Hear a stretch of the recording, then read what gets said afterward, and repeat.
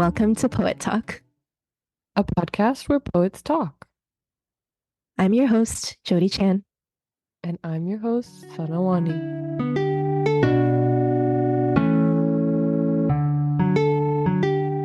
This week, we're talking about dogs.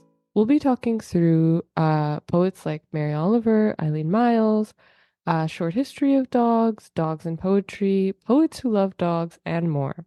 This is a moment also of like art reflects life, because actually every week in life and friendship, we're talking about dogs. So this week true. we're doing it on this podcast.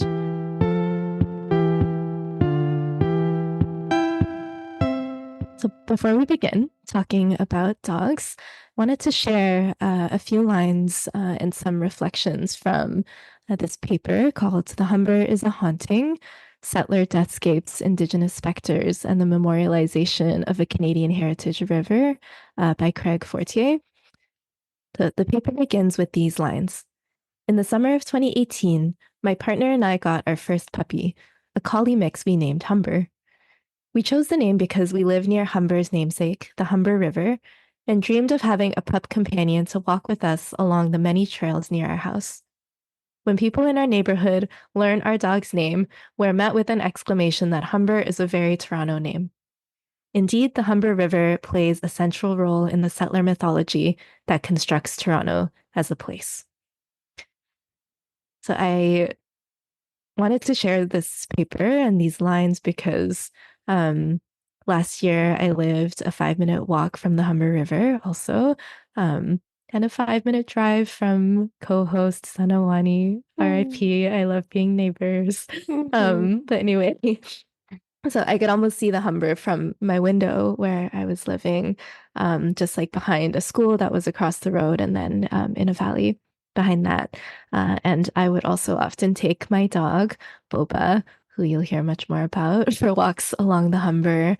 And yeah, as Fortier writes in this paper, there's these memorial plaques that you can find all along the river that are all about white male, quote unquote, discovery, settlers making claim to that land, and sharing this very colonial history of the Humber as the site of some of these first colonial settlements in Toronto, and how that has become a really central part of this quote unquote story of Toronto and mythology of Toronto as this colonial place.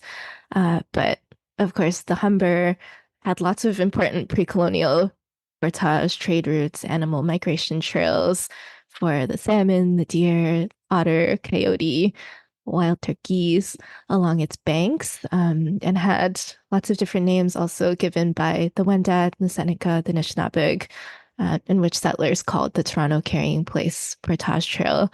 So I was really thinking about something as simple that I have to do twice a day, or that's a lie, 4 times a day if you have a dog like Boba.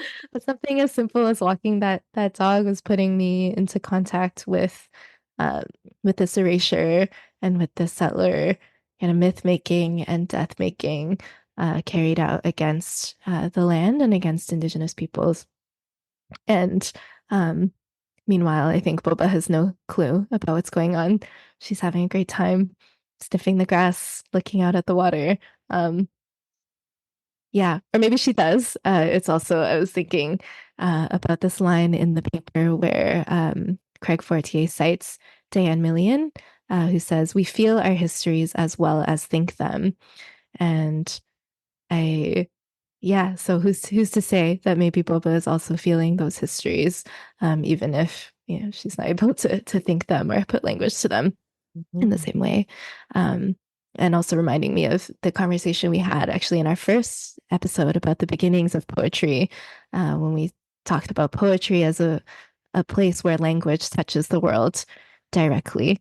And maybe we'll talk more about this too, but I think of dogs maybe as a creature who touches the world directly through experience, not even mediated by language in that way. So I brought this up as a reminder to us of like listening to the stories under the stories. And we'll talk a bit about canine colonial history, later, this place has also been important, I think, in our friendship. We've walked our dogs together Hmm. along this river many times in the early days of friendship.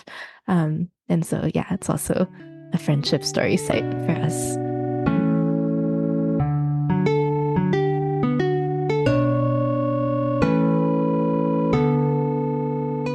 There's like a video I watched about how do dogs like see the world that has a lot, I think, like saliently to do with what you asked there about like the histories that we touch like ongoingly, like this very mundane act that touches on an ongoing erasure, death making practice, and like what maybe does the dog um experience or see in that moment. There's this video on YouTube called Dogs and Smell, or like how do dogs smell see the world, or like how is their olfactory sense like very um very powerful, and thus like like for us what is seeing for them smelling is, but is Mm, even more mhm, so.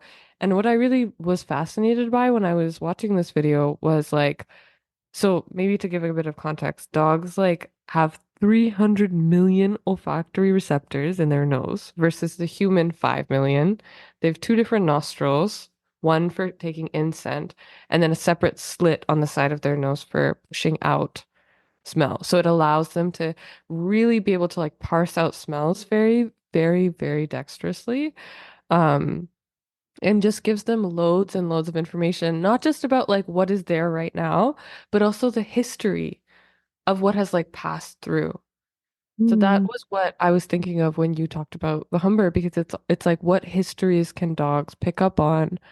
I mean, obviously I'm not talking about like we're not going to be able to extend into I don't actually know how far back we can extend that, but I think there is something to be said about like their perception of the world is just so distinct from ours and so much more oriented towards investigating a past as well. And that was what I kind of gleaned from this video. Like it's not just that their noses are so much more powerful, but also then the part of their brain that takes in smell is like 10 times bigger than what human smell is. But even with humans, like smell is such a part of memory. So it just makes me think like, what is she smelling? Or if I were to take Junie, my dog, who we'll also talk about a lot, like just their relationship to smell is so much stronger. So then that makes me ask the question of like, is their relationship to memory also stronger then? Which I think is very true because in the video as well, they talked about like um fire hydrants or poles are like bulletin boards of smell. Like mhm, it will like teach them like who's been there, what have they been eating, who have they been with, what have they been feeling. So it's just such a like I was just so fascinated by this ability to traverse time through smell. And that was like really, I thought that would be important to bring up in conversation with what you're talking about there with the Humber, because I'm sure that they're smelling all of the different creatures that are also passing through who are not, you know, maybe they can like smell the history that those plaques or those memorials like aren't talking about. They can probably smell all the fucking pollutants in the river and all of the different I feel like that video really opened up for me this idea that their ability to um smell and then their perception of time is so different than ours and so much more integrated into like the land and like what is around them. Very visceral. visceral. I like that you said dexterous in relation to their olfactory or organs because it made me think of this image of just 5 million little hands or 300 million little hands in their noses pushing scents in and out. That it's so active. Also, it's a process of like, curiosity and investigation for them, and really this like most stimulating way of being with the world. Um, and yeah, I wonder if they can also smell like the resistance that has happened and is happening ongoingly in that land and how it's changing the landscape of those histories, like when people are putting graffiti on those memorial plaques, let's say. like land back or fuck this settler guy. Um, yeah, how that changes our dog's experience of that place. And yeah, when we're walking around the neighborhood, sometimes I'll say to Boba, just reading the community news, like she's sniffing the She lawn. is. Oh my Who's God. been here? Who's peed on this exact spot? Yeah. Like, and how Yeah. they're also communicating with each other through time and have so much more access to that than we do as humans. I think when we take this human-centric view of time and memory, um, this idea. I'm also always joking with Boba, like, you have no short-term memory. It's okay. You'll forget that you were really upset you didn't get to chase the squirrel right now. Or you'll forget that you didn't get to eat your dinner an hour early and that you felt really disappointed about that you'd have no short-term memory. But in reality, they have access to, yeah, many more dimensions of time via the way that they Mm-hmm. experience the world nose Mm-hmm. first. Mm-hmm. Mm-hmm. And there's like no separation between the past, the present, and the future. Like it all is like kind of in this one bubble all together. I definitely think that they can smell the resistances and the different dynamics that are socially present in like different places because I think that their social capacities like were similar and are even more similar now because we've brought them like into our homes and like the 30,000 years of integration.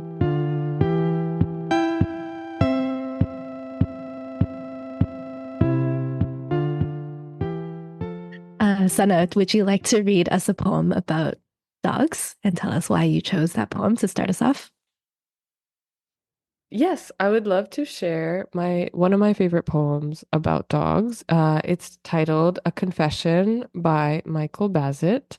It's one of those poems that I just came across in the internet, on the interweb, and I just never like let it go. Like it really stayed with me. A confession. When my dog started rewriting my poems, they got better.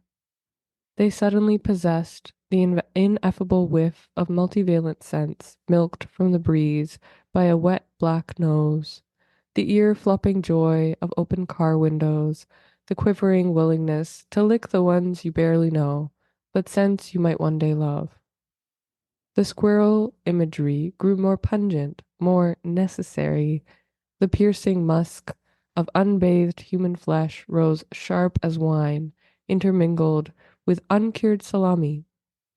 And when the pages closed at last, you only had to follow the circle of your own steps before collapsing into an untroubled sleep. I think what I love about this poem is the conceit of the dog writing poems. I think an important little asterisk I'll add here and a little link I'll put in the notes is Poem for Dogs, which is a famous little Twitter thing, which is like a poem made of like sticks and rocks. Anyway, I like, I think, the idea of reimagining a non-human poetry. I think that brings me a lot of abundance and a sense of nourishment for the idea of poetry as a whole. And I also think that the poem just brings me really close to the kind of aliveness that dogs do that I that I really love. That is very it's like so pressed up, right? We've talked again and again about poetry pressing us up against the world, touching feeling, touching the world. And I think that dogs and poetry have that deeply in common. And this poem really brings it out. Would you like to talk a bit more about your relationship with dogs? Actually, I'm very curious about that. Yeah, yeah. I think my relationship with dogs began like as a kid in a Muslim family where dogs were very different than like how I think some of the families around me had dogs. The earliest memory, I have this very clear memory as a child of being at Algonquin Park with my family and someone's like Shetland collie was just like wandering around.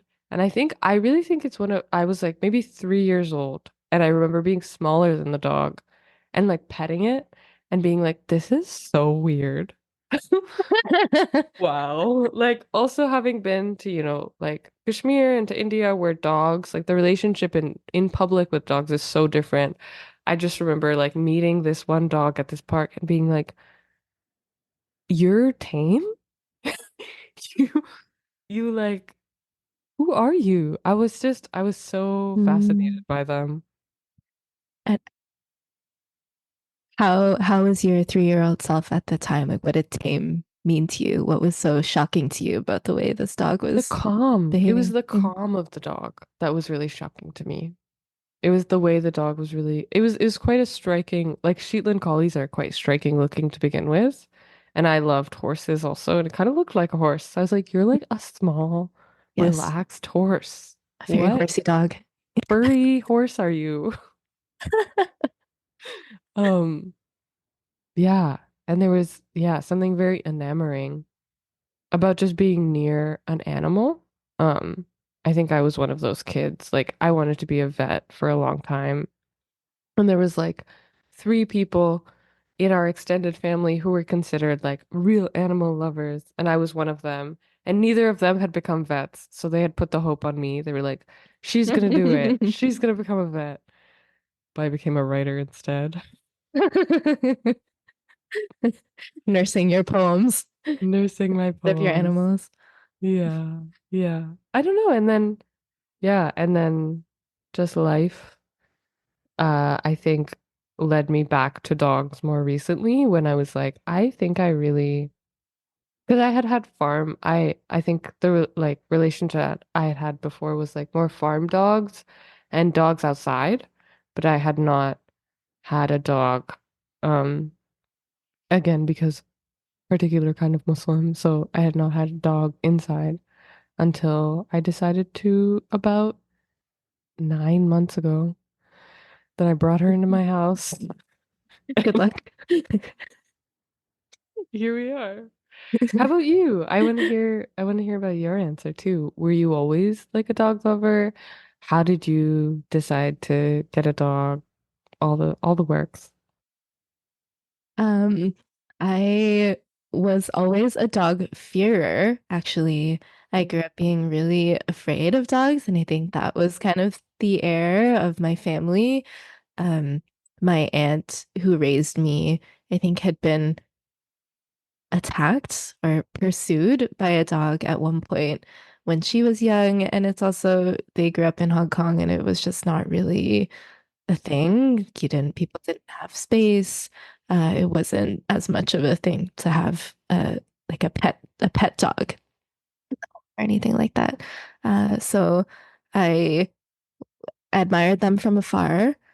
And but it wasn't until I had a friend in high school who had two Pomeranians, who was my first close contact with dogs. And I think I also had maybe a similar moment of shock or disturbance as you did as a 3-year-old in Algonquin, where I was like, what is this creature? This like Yeah. screeching puffball who was trying to defend its home against me 30 times its size. And I was so enamored and it's like I really admire I admire the spirit that you have. Um, but also was not afraid that this dog could actually harm me. In the other end, and we became great friends, me and the dogs, and me and this person also. Mm. Um, and so yeah, I think that kind of broke the ice for me in terms of dog. Um, and about 3 years ago now, I, yes, also adopted a dog named Boba, and here we are. But I was curious if, where do you think your love of dogs came from? Like, if it's very different from how your family feels about dogs or maybe relates to animals in general. Like, how did you become one of the three vet prospects in your whole extended kinship network? So true. I don't know. I think I just really loved animals. Like I don't know, I was kind of a quiet kid, thinking, daydreaming, alone in the corner. Um, and I felt like I could like communicate in a way with animals that was very good for me. Like it really worked for me. Sometimes I was like, I don't know, it was hard to talk to people and it was hard to like communicate with other human beings, but there was a way to like communicate with animals that was nonverbal that I really, really just I felt close to them very quickly because of. And I think that nonverbal speech or whatever language, people weren't as open to at first. Mm. There's Mhm. like a silly story that I feel like sharing because it feels relevant, but I like didn't talk for like a while when I was baby. Like I think I waited until I was like a while, like 1.5 or so, 1.5. And it just I think that way that's where I trace myself back. I also just thought they were cute, Yeah, really pretty, really yeah, nice. I loved horses. undeniably. Yes. Yeah, Mhm. I'm a horse girl. Confession. That's Speaking of so confessions, that's so funny yeah. because I also didn't speak for a while. Um, and yeah, for the first, I'd say like almost 10 years probably of being in school, I didn't speak at school. I was a very silent child. Mm-hmm. Mm-hmm. Um, and my teachers would often ask that to my parents at, parent teacher interviews. Cody's very quiet.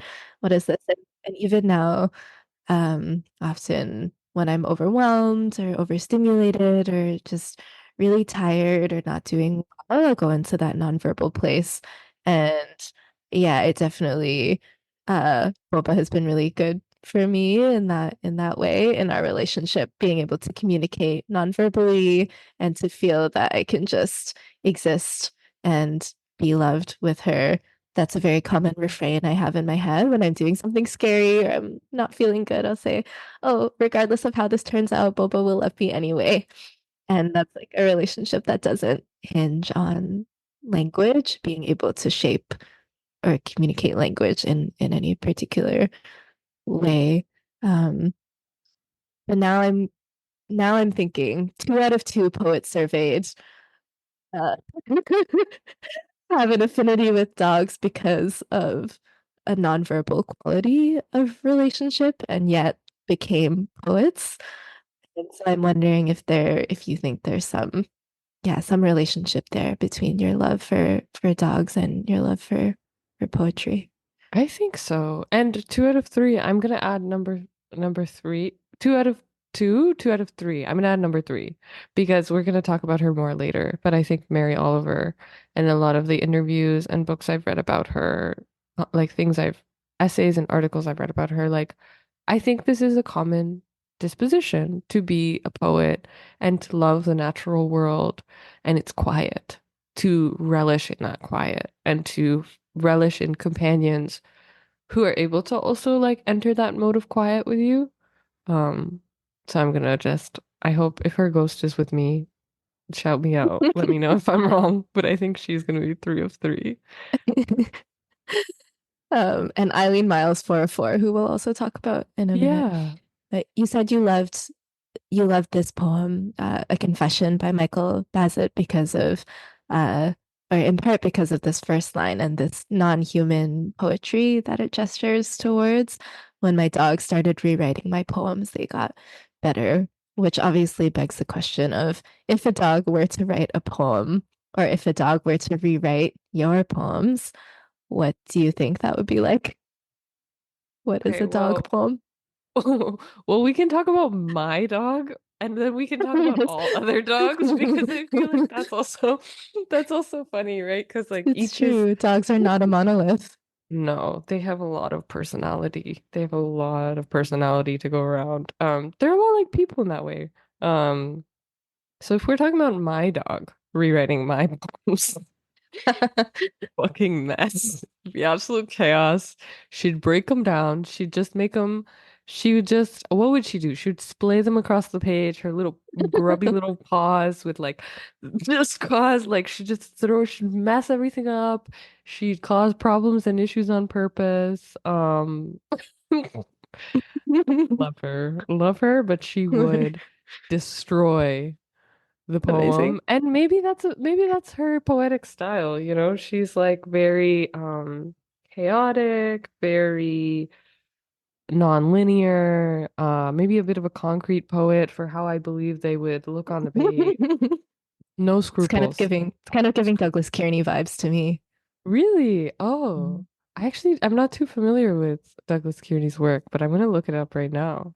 What about you? How do you think Boba would rewrite your poems? Yeah, I think Boba, if there's such a thing as an anti-thesaurus, I think Boba would be that. She'd be like, why are you using so many different words? That's actually kind of pointless to me. It's obscuring the essence. Maybe she wouldn't say it in that way. That's me. It's me humanizing Boba again. Yeah, yeah, yeah. But she'd say, no, too many words, 100 word vocabulary. That's all you need. She'd capitalize everything Oh, very perfect.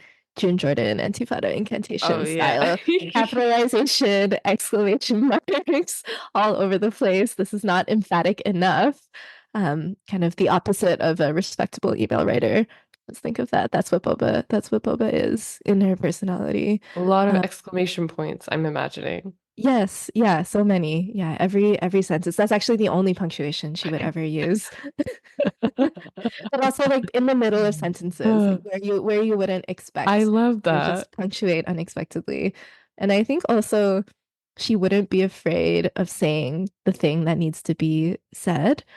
I'm thinking there's one piece of feedback I got on my poems a few years ago that was extremely offensive because it was very true of me, especially at that time. Um, I was in a workshop with Erica Dawson, who told me after reading some poems that it seemed as if I would approach sort of the essence or the core of what I wanted to say in that poem and then say it really quickly and then run away from it, like apologizing for having said it. I took up your time by saying this thing. Is it even that important? Even though it was what I had been working towards or revolving around. Um, for however many pages or lines. And I was like, "Ugh." Yeah. But I think Boba wouldn't have that issue. She has no issue kind of being really clear about her desires or her beliefs, like you should give me two dinners today. She doesn't play those kinds of games or have any doubts about the value, or you know. Um, mhm. I love that. There's a Goodreads review of my book that I think about all the time because the person actually I'm like, wow, you actually gave me incredibly insightful feedback. And it's so similar. It was like, it feels like you get close, like you're circling what you talk about, and what you don't have to ever actually touch it. So another thing that I think we have in common that I would also like to add that I think Junie would do better than me. I think Junie would also be like, why are you so sentimental? Girl, you're soppy. Girl, it's soppy as hell in here. Like, clean this up. Like, you don't need to be this dwelly, this like yeah, I feel like she would bring like a bit more like direction. I think she's more directed than I am. I think she would curb my listlessness. That's funny because I was about to say maybe the opposite of boba. I'm also asking myself now, how much are we projecting onto our dogs? It's Very actually one of my much. favorite activities to Oh project yeah. my own Oh yeah. personality, Yes. both assets and flaws onto boba at all times. Um, but I do think, yeah, maybe an impulse in a different direction from what you're just describing with Junie. I think boba would help me not be afraid of repeating the thing also and really dwelling in a feeling or dwelling in an impulse.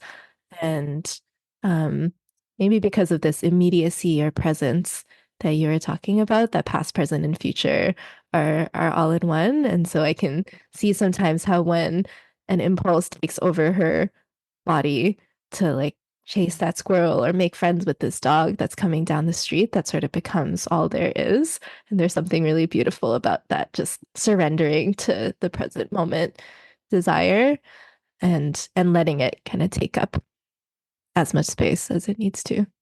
I feel like she would bring. Yeah.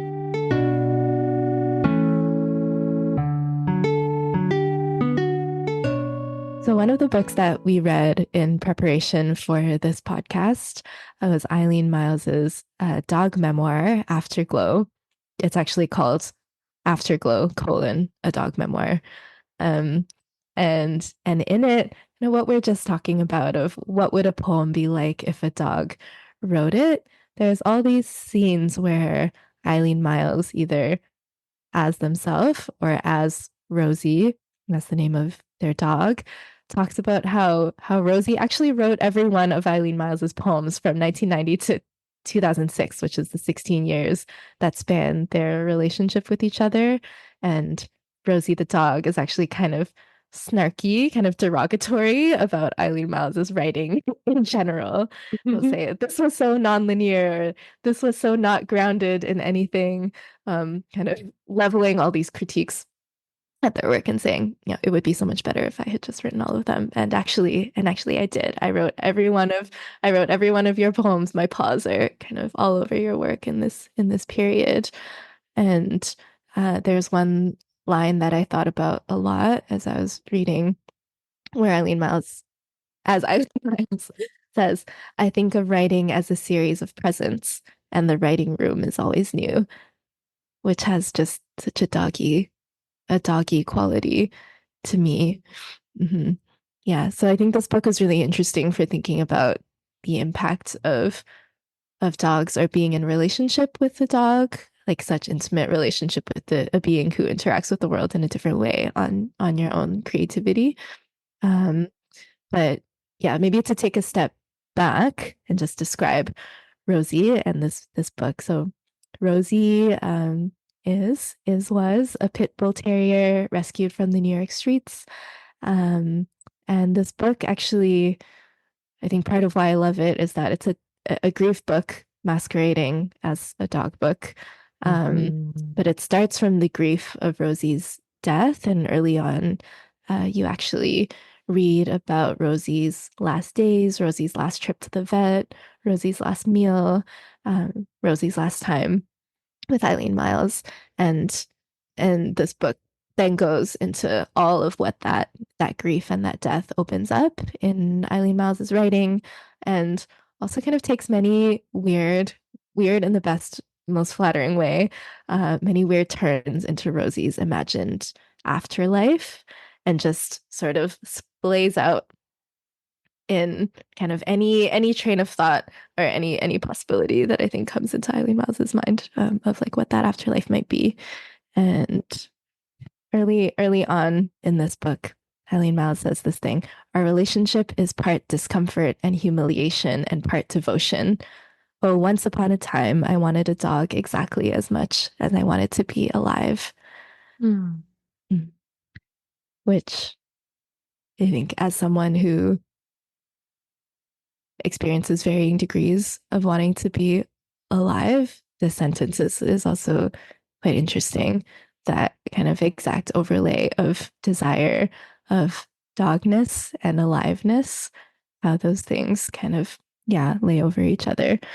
But I wanted to talk about this first part of the quote also with you, that the relationship between human and dog being part discomfort and humiliation and part devotion. So I think we talk about that often with our own dogs, of just how it's really embarrassing sometimes to have a dog, or they're always doing things to embarrass us. But I think, humiliation is such a human framework, a specific human framework to impose on dogginess. Kelly Miles also wrestles with a lot throughout Afterglow. Kind of various experiences of human emotions like humiliation or like guilt. Like they feel a lot of guilt about things that happen in their relationship with Rosie, including this feeling of guilt. They weren't able to keep her alive for longer or give her better care at the end of her life. So yeah, I was curious about that, where humiliation shows up in your relationship with Junie, and yeah, and guilt maybe, and if those things feel related. Mhm. Mm-hmm.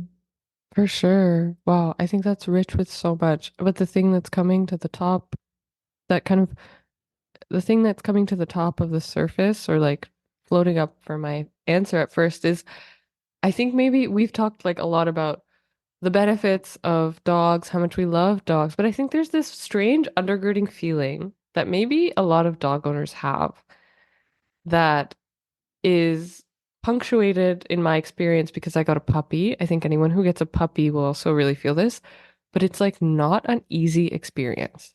It's a lot of work. I think every day, almost, you can feel like redoing the process of domestication. And I mean, we, at the beginning of this, we talked about your fear, which is something I think about a lot too, because I've recently started thinking about like socialization or like a dog is an animal. Like a pet is like an animal that we've integrated into our very strange human world. And I think the discomfort, humiliation, the guilt, it's all reminding me of how like this joke I would make with Nick at the beginning of when we got Junie, which was like like Muslims were right. Like this dog, this animal does not belong in the house. Like we would be like, I would be like, wow, my family was right. My parents were like my culture, my society, they were right. This animal was not meant to be in my home. Which I say with a lot of love and affection because it's like I think that correlates to kind of this image of the dog as the perfect pet being a very American, very colonial, very Western thing that both of us participate in, but I think we're very aware of like all the work and the complicatedness and the complicity that I think Eileen Myles is really pulling on there with all of that rhetoric that I think is really important to keep in the conversation because it's like this is not an easy thing. It's a worthwhile thing for many reasons, and it's very suited to certain kinds of people because of like certain things, but it's like not natural. It didn't happen naturally. Even though it did in some ways and it was compatible, that doesn't mean that it wasn't like yeah, it wasn't like trained. Training, that's a word we think a lot about when we're dog people, or in relationship with dogs. And yeah, there's a an article I read before getting Junie, which was called Kidnapped from Planet Dog, which is about which is about like when you're getting a puppy, you need to be very patient because you're literally trying to take this creature out of its natural dispositions, its habits, what it wants to do. You're teaching it the opposite.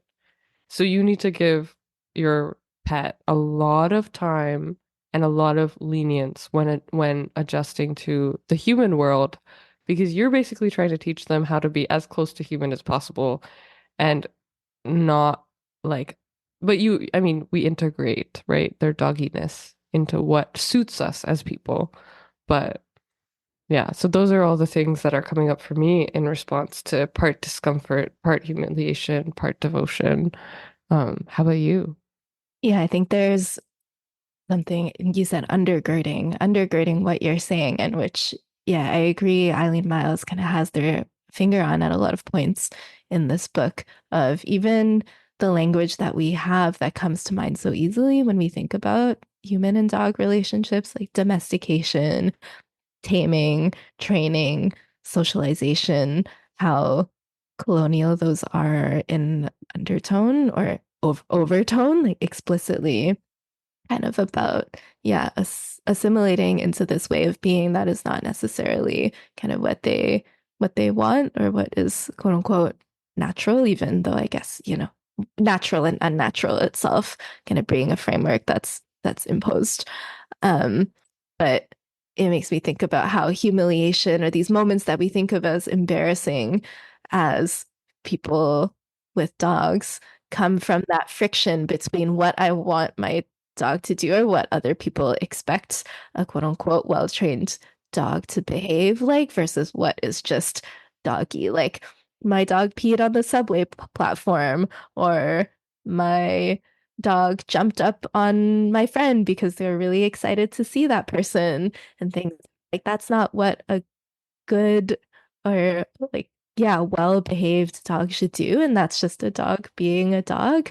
And also makes me think of this video that I saw on Instagram once um, about how just kind of breaking down the sort of very received ideas of like how you should train your dog to be a good walker. Like that they should stay really focused on you, that they should always be at your side and kind of match your pace and not kind of sniff around in the garden bed or like digress or meander. Um, but how that's so kind of once again molding their needs to our own desires. Actually, the walk is not for us, the walk is for the dog. And so why should we need to sculpt kind of their instincts towards something that is more palatable or like easy for us? Um, and yeah, I feel like there's a parallel too in how we talk about kids sometimes of Yeah. kind of these questions about which I also have been having a lot of these thoughts around parenting of like do I want a kid and why? How does a kid fit into my life versus like what can I offer? What can I offer a child or what can I offer this dog by being in relationship with me? Like actually how do we exist in a reciprocal relationship with this being who, yeah. Yeah. Hmm. Yeah. I think you and I also talked a lot about the parallels between kids and dogs because of during training, they teach you like, you know, positive punishment, positive reinforcement, negative reinforcement. Like you learn all of these basic words for things that we do to each other all the time. And then you kind of parse through what uh, traumas or injuries you can do to one another, dog or human or human, uh, because of these different kinds of like, I don't know, like psychological tools. Yeah, yeah. It's a very, I think it's again, it like goes back to how similar and dissimilar socially dogs are to us, and then how, you know, we as humans in the process of domestication kind of took over their social lives in many ways, in a way that is very like overwhelming. And I mean, we'll get into this later too, but which showed our capacities for both love and devotion back towards the dog, but also many times across history and still today showed humanity's like capacity for cruelty, desire for control, um, lack of care for suffering or for pain. Mm-hmm. Hmm. And this closeness between care and coercion and control, how those things can Yeah. be disguised as each other, and how we like condition ourselves and each other to accept kind of living in a relationship of domination or mastery, which we'll talk about later too. Hmm.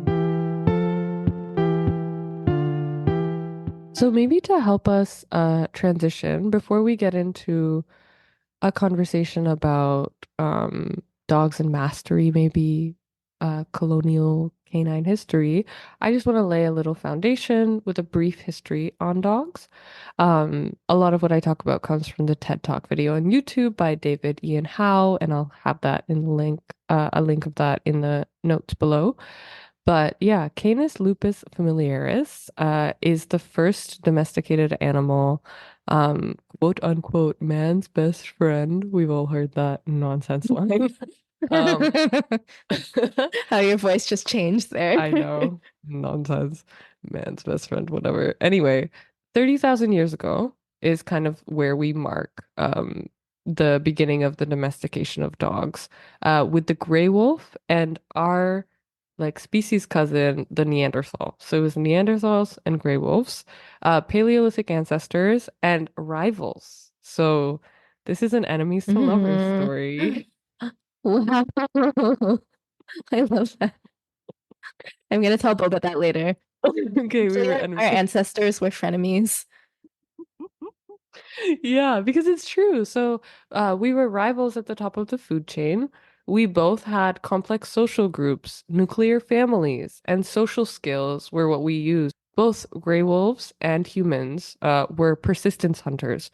So it's not being able to outrun your prey, but being able to pursue it to the point of exhaustion. Wow, relatable. Yes. So to using our like social networks to take down larger creatures, basically. So dogs had not dogs, wolves, gray wolves had a lot of similar strengths to humans. Um, and they were a serious threat. Humans were a serious threat to packs, but they were kind of an opportunity to lone wolves, which existed because, like with humans, exile excommunication from your community happened with wolves too. So these lone wolves realized that with less aggression and more docility, there would be more food. This led to tamer wolves, and evolutionarily, docile wolves were just starting to do better than even aggressive packs who were tracking and hunting their prey. So slowly over time, I think the relationship built itself between human cultures and these docile wolves to the point of then integration fully. And it was very easy, again, because of the similar social structures that I mentioned, family, group, single, like lone person. Um, yeah, and then as human culture and occupation became more specialized, so did dogs. So I would put this now like a little bit forward in time where dogs are a thing. And even moving so far forward as the Victorian era is when like breeds were invented and, being the product of artificial selection. Um, Victorian era England had kennel clubs, had dog shows, and, breeds. Some were healthier than others. Some created congenital health problems. They were bred for a variety of purposes, from, you know, sheep dogs, herding dogs, to lap dogs or dogs that were just created purely for a certain kind of experience, pleasing to humans, traits that were pleasing to humans. And yeah, the last thing I'll mention maybe is that when dogs and humans interact, there's actually the same chemical that's released as with like relationships or like romantic relationships when you're choosing a partner, oxytocin. So that we scientists like to think that that's like an evolutionary thing that we are bonded to them now at like a genetic level, where we uh, have the same kind of bonding chemical that releases itself when we see them.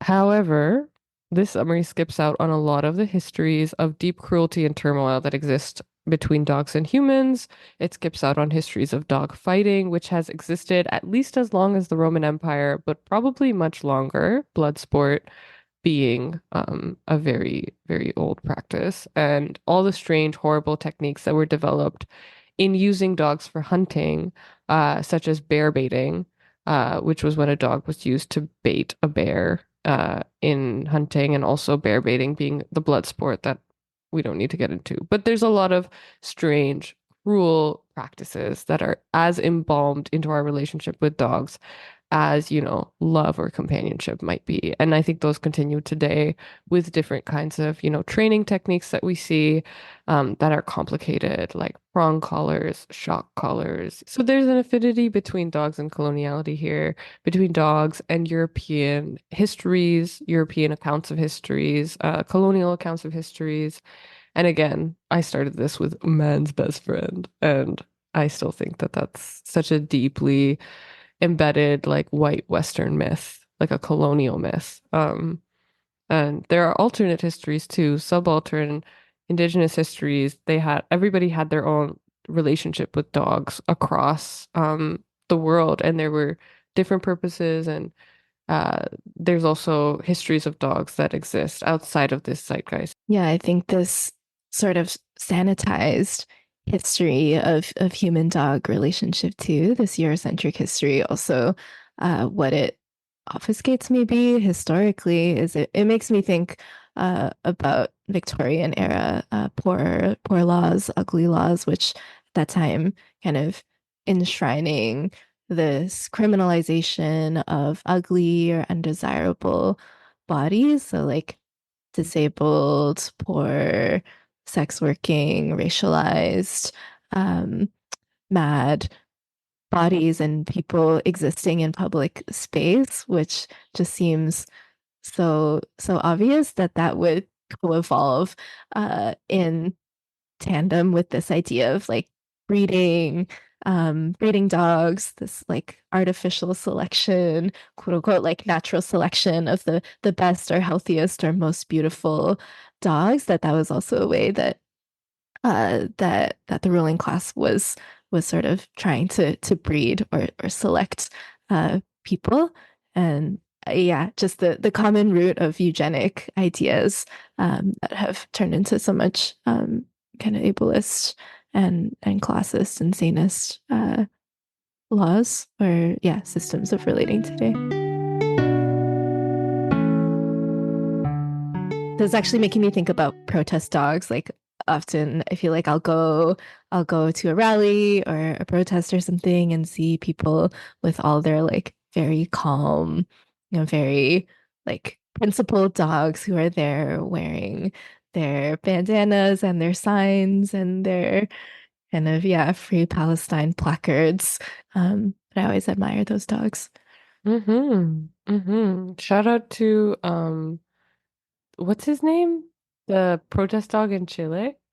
I think his name means like cop killer or something. I don't speak Spanish, so I don't know.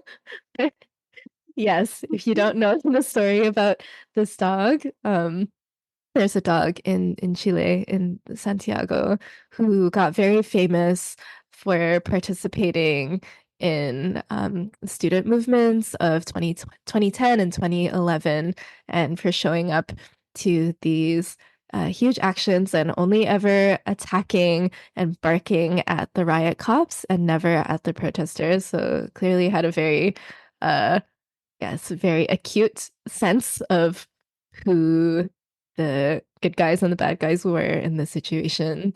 And apparently died a couple years ago of old age, but surrounded by love and community and care. And people had crowdfunded to be able to have like vets and attendants there for him at his end of Oh, life.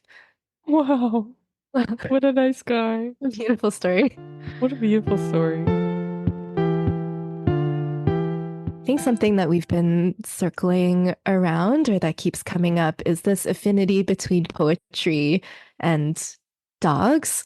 Something about presence, something about the sensory and the immediacy of living. And so I think you were talking about Mary Oliver earlier. I'm wondering if you want to talk a little bit more about Mary Oliver and dogs and poetry. I am a poet who loves Mary Oliver, like many other people. And I think that she has a lot to teach us, and to kind of share for us in this particular conversation.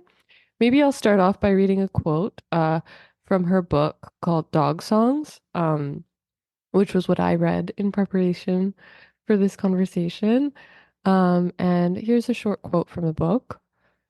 Because of the dog's joyfulness, our own is increased. It is no small gift. It is not the least reason why we should honor as well as love the dog of our own life, and the dog down the street, and all the dogs not yet born. What would the world be like without music or rivers or the green and tender grass? What would this world be like without dogs? Hmm. So if you haven't heard of Mary Oliver yet, maybe you have, maybe you've read her most famous poem, I think, is Wild Geese. What will you do with your one and precious life? Similarly to Eileen, Dog Songs is in grief of what the internet might call her soul dog, Percy, named after Percy Byron Shelley. He was kind of like the dog of her heart, and a lot of the poems in songs are in conversation with Percy and Rick. What a funny name for a dog, first of all, Rick. And Percy actually was a gift from Mary to her partner, Molly, in 2005 before she died. And uh, you know, I think that that is an important thing to mention. A dog, Mary Oliver called her a bundle of longing through which she would a bundle of longing Percy, who through which she I think would see Molly as well. And I think I love her dog poems for many of the reasons I love her other poems. There's grace, there's humor, there's an ability to bring us right there in that moment, in the aliveness. Do you think there's anything different, like any different quality between her dog poems and her other poems, like many of which, like you're saying, are kind of eco poems circling around animals or plants or beings of the natural world? There's something very, I think the closest she ever got to writing about people, which she really didn't write about people, was through writing about dogs. I think that she, again, the closeness of people and dogs, the closeness of the social, I think that at, she got at the funny relationships of family through dogs. Maybe the last thing I'll share before I have a question for you is that I think often of her poem, when I think about Mary Oliver and dogs, I think about her poem, The Poetry Teacher, which I read in Devotions, which details her contract with the university where she taught at, actually had a clause that made them allow her dog on campus. And she describes like kind of the bargaining, the being allowed. She had to go take the class in like an old building. But then the poem ends with this beautiful line of like, everybody, all the students really loved it. And, maybe someone even brought their own dog and everybody wrote thirsty, happy poems. So, kind of in uh memento to our earlier conversation about dogs, writing poems, and then the poem being titled "The Poetry Teacher," and implicitly maybe the poetry teacher is actually the dog. I was wondering what you thought dogs teach us. Like, what do you think Boba teaches you about friendship, about poetry? I love that this poem is called The Poetry Teacher, this implicit, not so implicit kind of nod to Mary Oliver, obviously being the teacher, but then the dog also being the teacher. I think that has something to do with what Boba has taught me too about friendship and about life. Like sometimes it's not that deep of how some people critique or denigrate Mary Oliver's work for being too open-handed and but why is that sort of withholding or like purposefully keeping back some piece of wisdom or care or love or sentimentality or tenderness? Why is that something more valued than just being fully open-hearted and freely giving with that? I think that's something that Boba has taught me. And she's never holding back 20% of her enthusiasm because she thinks something else better will happen later on. For her, it's like joy and being alive is a renewable resource. And so she's just like, oh, you just came in the door. This is the best thing that's ever happened to me in my life. And then I'll leave the room for 10 seconds and come back, and she'll be like, oh my God, you just came back. This is the best thing that's ever happened to me in my life. And each time I think it's genuinely true. But again, what we were talking about of time and memory and past, present, and future all being at once, I think I kind of learning that that can be true in every moment, that I can give myself fully to that moment or to that feeling of love or being excited to see my friend. And that doesn't mean that I will have less of myself to give later on. Yeah, yeah. What about you? What what does Junie teach you? What does Junie teach me? I think early on, I would have said the most valuable thing she taught me was about play.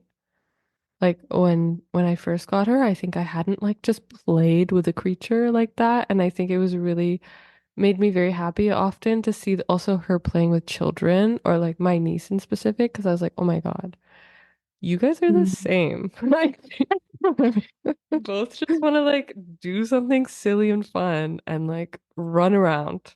Um, yeah, she teaches a lot, I think, about I think she's very like I said earlier, like she's very unabashed. I think her personality is very strong and like sassy. And I think for that reason, I feel like the ability to be more of that myself. Like I've been loving like calling myself, her, everyone around us rats ever since she came into my life because I think she looks a little bit like a rat.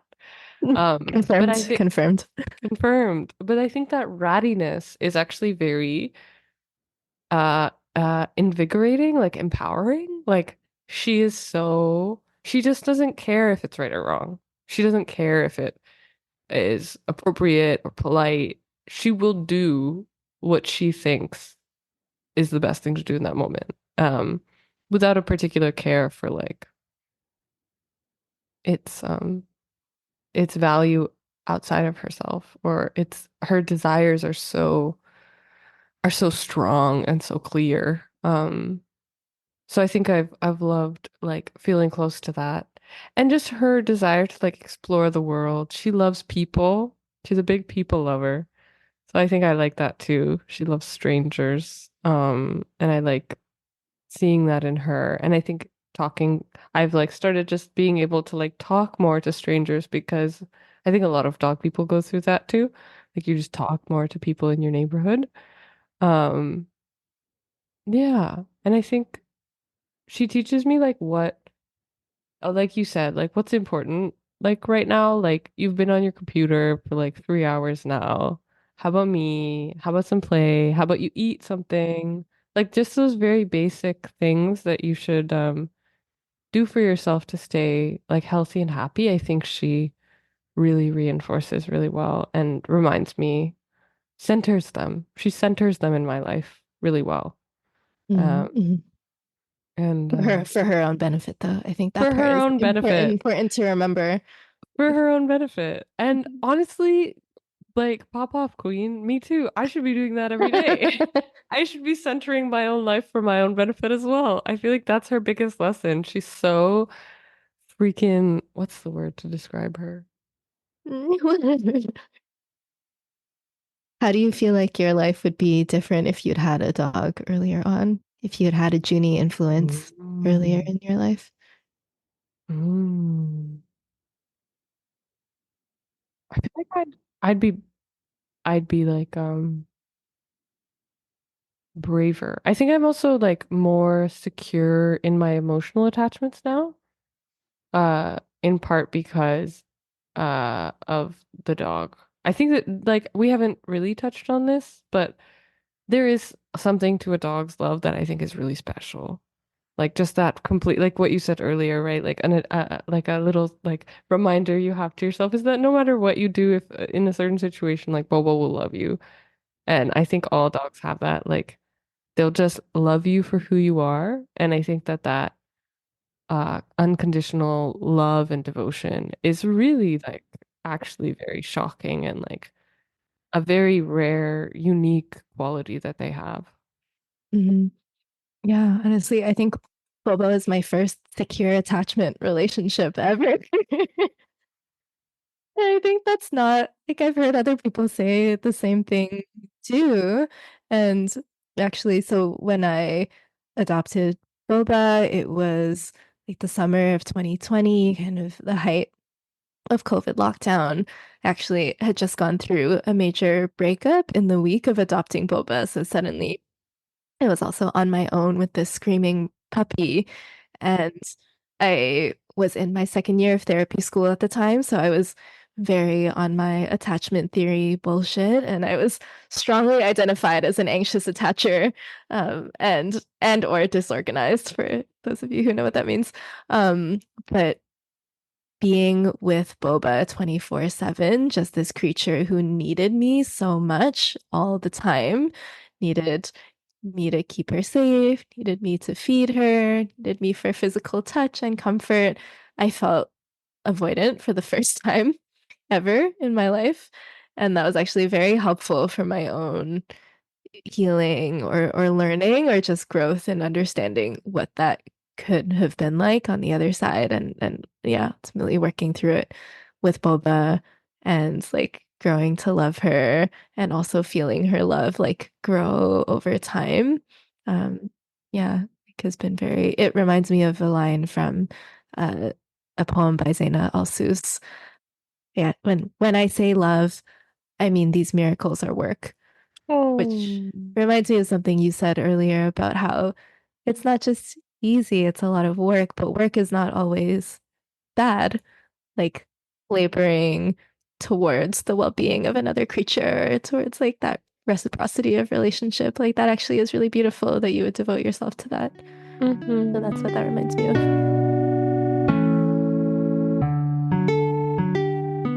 So, Jody, would you like to read us one final dog poem to end our episode today? I would love to read us one poem. The poem that I chose to read here is called Against Mastery by Brianne Genet. Give me no seat at the table. Let no trembling hands lay food on my plate. Let me lord over no one and nothing, not the dog curled up in my bed, not the land nor children who wander through my care.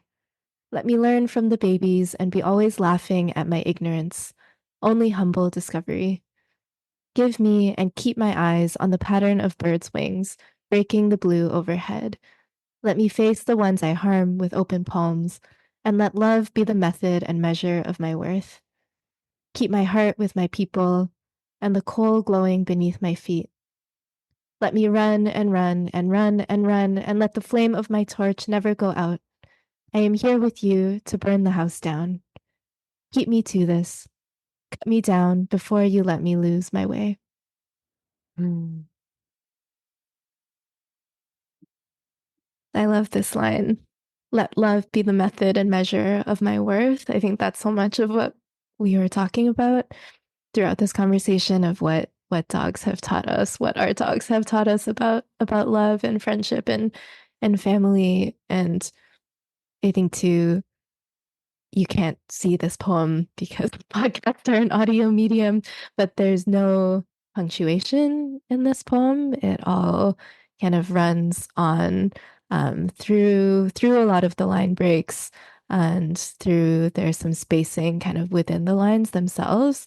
But and I think even at the level of syntax or of the sentence, Brianne Janae is not imposing a sense of order, I think, or completion or mastery, kind of from the title, which is against mastery. The poem is very clear about its sort of ethical orientation, which I think comes through in all of these decisions about how it's organized. Um, yeah, I think about how it's organized in couplets also, which in my mind I often kind of associate with like discipline or rigor or like containment, like trying to impose a sort of form onto something. But here it has a really different energy. It reminds me of something my friend Nyla said once. We were talking about discipline, kind of in relation to like being part of movements for liberation. Like, what does discipline look like? Like, how can we be disciplined and committed to that in a way that's also not reproducing sort of capitalistic ideas around productivity or ableist ideas of what our bodies should be able to do, but that is more about a sense of devotion. So transforming discipline into devotion. And yeah, I wonder how the couplets are doing that here. Because it almost the repetition of this let me lord over no one and nothing, let me learn from the babies, let me face the ones I harm with open palms, reads like a prayer, kind of the sense of um reverence or supplication. It's like the opposite position from mastery, kind of like rendering yourself powerless in the face of this greater force, which can help you or support you in acting in this way. Mhm. I love this poem. Beautiful. I like what you said about the couplets and the feeling of container in couplet. I feel that way too. But I often end up feeling like couplets almost allow that like endlessness feeling because they can just go on Mm, and on. You really stack them one on top of the others. And I think I was taken by the same feeling of there's a real like feeling of freedom in this poem. There's such a feeling of freedom and of almost like running, like rivering, like a sense of long journey that I loved. Just like that feeling of chasing almost that I really loved.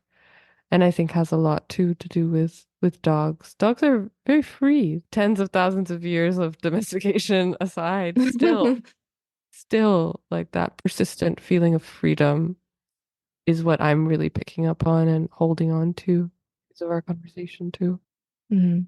That was one of my great joys in life is taking Boba to the dog park and watching her just run and run and run Yes, me and watch her too. ears flopping around in the wind. She's so fast. But that's so true, the feeling of endlessness, I think, with the couplets, because they're also so close to the stanza before and after. Like the first line is always touching the line from the stanza before. I think there's like so many ways to read it and kind of an attention to the way that one thing flows into the next. Hmm. Mhm, They mhm. feel a bit like dominoes or like waves, like in the way they hit each other. And I will second also a great joy to take Junie to the dog park, especially with Boba, and to watch them just run, like just the energy and the joy of running. Mhm. Mhm. And interspersed with parallel play, like when they get tired, I like to watch them just explore the dog park, kind of in each other's vicinity. They're I like know. follow each other around, sniffing a little bit here, sniffing a little bit Yeah. there, like, oh, what did you find over here? I love And to then see that. share, yeah, and then share a kiss in the back seat on the way home.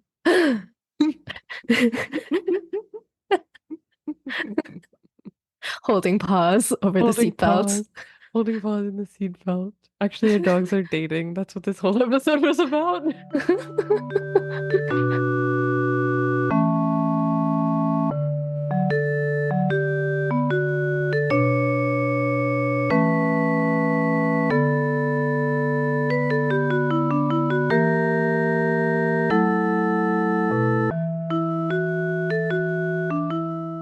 Thanks for listening to this episode on dogs with us, Jody Chan and Sanna Wani. If you liked this episode, I encourage you to share it with poet and non-poet friends alike, and to please leave a review, comment, or rating on Apple Podcasts, Spotify, or wherever you're listening.